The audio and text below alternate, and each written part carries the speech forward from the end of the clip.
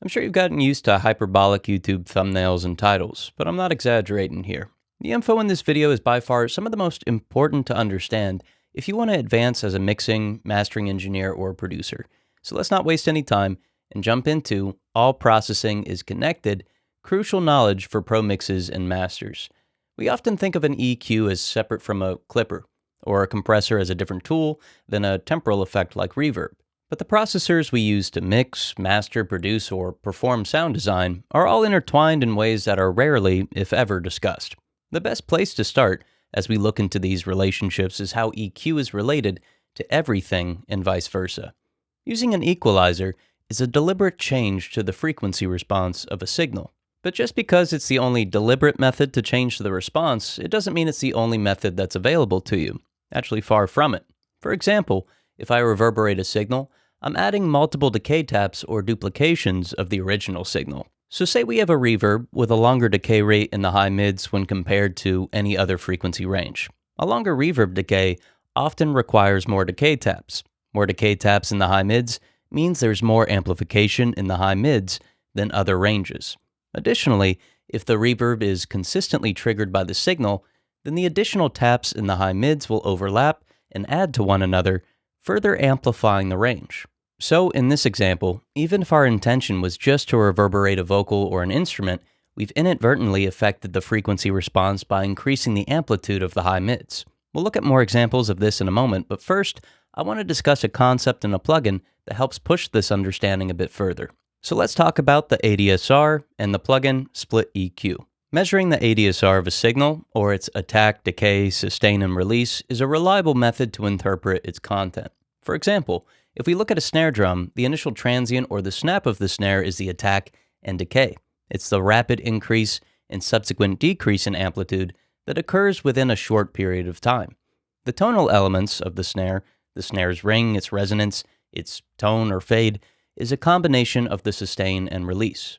For a snare, the sustain and release are lower in amplitude than the transient, but occupy a longer amount of time. But it's not just the amplitude and it's not just the time that differ between the transient and tonal content of a signal.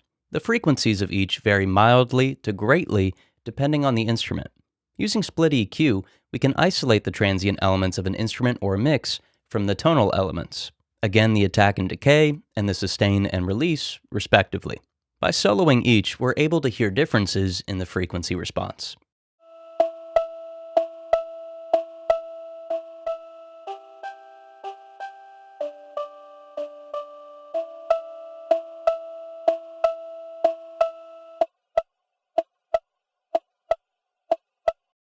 Now, this means that any processor that affects the ADSR also affects the frequency response. If the transient has a different response than the tonal elements, and a processor changes the amplitude of either the transient or the tonal, then it has changed the frequency response and effectively, although indirectly, equalized the signal. Now, cleverly, Eventide utilized this concept with a plugin that takes indirect equalization of the signal via alteration to the ADSR and makes that change purposeful. So, amplifying transients that occupy the high mids is now possible, or amplifying tonal elements in the lows is possible. By breaking the frequency response into two time zones, so to speak, you can now adjust the frequency response directly by altering the ADSR. So let's take a listen to this plugin on a mix to better understand the relationship between the frequency response and the ADSR. I'm feeling high when I'm low. I need it more when you're close. I'm feeling high when I'm low. I need it more when you're close to me. I'm feeling high when I'm low. I need it more when you're close. I'm feeling high when I'm low. I need it more when you're close to me. I'm feeling high when I'm low. I need it more when you're close. I'm feeling high when I'm low. I need it more when you're close to me. Now let's get back to the idea of everything is EQ. So processors that inadvertently equalize don't stop at reverb or specialty processors like Split EQ. Compression, saturation, clipping, limiting, upward processing, gating, and Any other form of dynamic processing you can think of indirectly equalize the signal. So say I'm using a compressor on an acoustic guitar. I'll use a quick attack, a quick release, some look ahead, and a moderate knee shape to quickly capture and attenuate the initial snap of the guitar string. Now if you're thinking, well, that would affect the ADSR, and in turn, the frequency response, then you're absolutely correct. Now imagine I attenuate the peaks and amplify all of the quieter aspects of the signal post-compression. If the sustain and release are lower in amplitude, then I've just increased the amplitude of these tonal elements relative to the transient elements. Again, if the transient and tonal elements, or even just the high amplitude and low amplitude aspects of the signal, have differing frequency responses, then I've inadvertently equalized the signal. And quick side note, if reverb reflections, modulation like phasing, or any other effect are lower in amplitude, which unless you're gating the effect is just about always the case, then this post-compression amplification is changing the reverb or modulation. Now this is why I always tell our clients to lower temporal effects before sending us their tracks for mastering. Amplifying quieter details through limiting and compression will always bring them up and make them more perceivable. But compressors and other dynamics processors are incredibly multifaceted. Not only do they affect dynamics, they wave shape, meaning they alter the actual oscillation of the waveform that they're processing. This is especially true for low frequencies with their longer oscillations. If we observe a sine wave's oscillation, then introduce a compressor, we can see this effect happening in real time. Notice how big of a role the attack time plays. Other variables matter, but the attack time has the biggest effect in particular. As I alter the attack time, notice what occurs to the waveform. With aggressive attenuation, and while processing low frequencies, it's easier to see the dips and changes in the oscillation. But why do these dips or general changes matter? Well, each change to a waveform shape isn't attenuation or removal of a part of the waveform.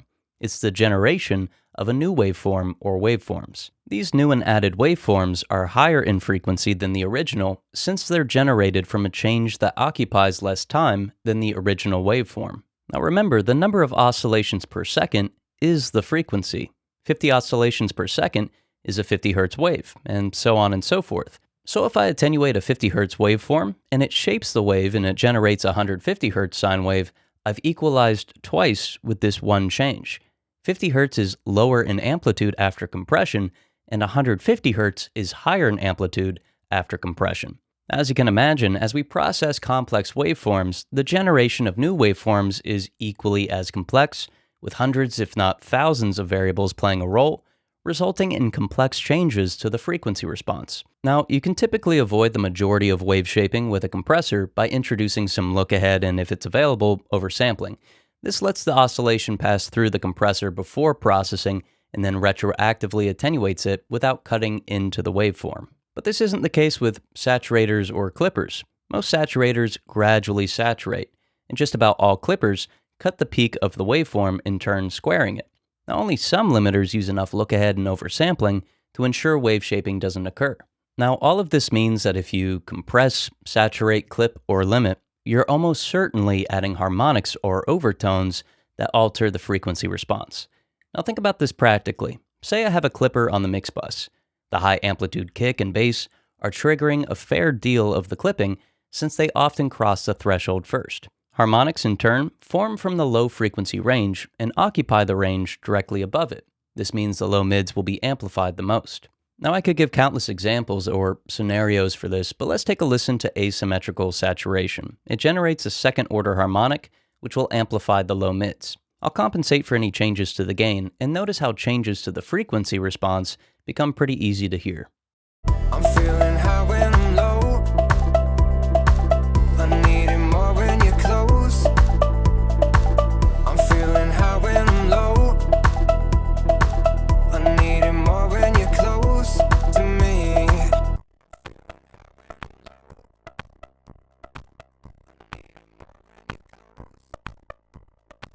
I'm feeling high when I'm low. I need it more when you're close to me. We've talked about how all processing affects the frequency response and in turn equalizes the signal, but what's just as important is how EQ affects all other processing. In short, when you alter a frequency range with an EQ, you also alter the perception of all other processing that occurs within that affected frequency range. Going back to our reverb example from the first section of the video, in which we have additional reverb reflections between 2 and 5 kHz, if I amplify that range with EQ, I've also amplified those reflections. And if I attenuate that range, I attenuate those reflections. This occurs with any form of processing. If a clipper adds harmonics, those occupy certain frequencies. Adjusting those frequencies with EQ post-clipping will affect the amplitude of those harmonics, along with everything else that occupies that range, in turn affecting the timbre. Now the point here is that each form of processing alters the frequency response, and its changes to the frequency response are a huge part of that processor's timbre. So, adjusting the frequency response with EQ retroactively affects that processing. Now, I'm not saying that EQ changes the compression ratio or anything like that, but it changes our perception of the effect by altering what's been added or subtracted from the signal. If you made it this far into the video, thank you so much for watching. If you'd like to support us, Sage Audio has been a mastering studio for 2 decades. To work with us, create a free account, upload your mixes, click Request Mastering, and leave any notes that you'd like. The master is uploaded to your account when it's done for you to review and then download. And if you're not completely happy, request a revision. We're not happy with your masters until you are. The standard turnaround is $49 a track, the express turnaround is $59 a track, and it's mastered by actual mastering engineers. If you don't need anything mastered, or you'd prefer to do it yourself, liking the video and subscribing helps us out a lot. Thank you again so much for watching, and I'll see you in the next video.